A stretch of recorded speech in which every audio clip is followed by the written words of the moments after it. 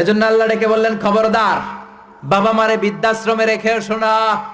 তোমাদের জ্বালা যন্ত্রণা বাবা মা সহ্য করেছে, তোমারে ঘর থেকে বের করে দেয় নাই, এতিমখানায় রেখে আসে নাই। এজন্য বাবা মা যদি ঘরের মধ্যে পেশাব করে পায়খানা করে পরিষ্কার করবা, তাহলে তোমার জীবনটারে উজালা করে দিবে কে? আল্লাহ। বৃদ্ধাশ্রমে রেখে আসা যাবে? বাবা মারে যদি বৃদ্ধাশ্রমে রেখে আসো, মনে রাখবা তোর কপালে বৃদ্ধাশ্রমে জুটবে না। তুমি যদি বাবা মারে বৃদ্ধাশ্রমে রেখে আসো, তুমি বয়স্ক হলে তোমার কপালে বৃদ্ধাশ্রম নাই, ঠিক কিনা?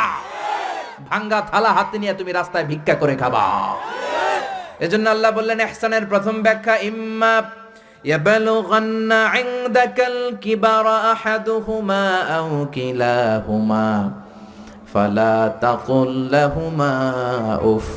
বাবা মা যখন বার্ধক্যে উপনীত হয়, তাদের কোনো কাজে নাক ছিটকাবা না, উফ শব্দটাও করবা না, উহ আহ এটাও বলা যাবে না। কথাটা কার?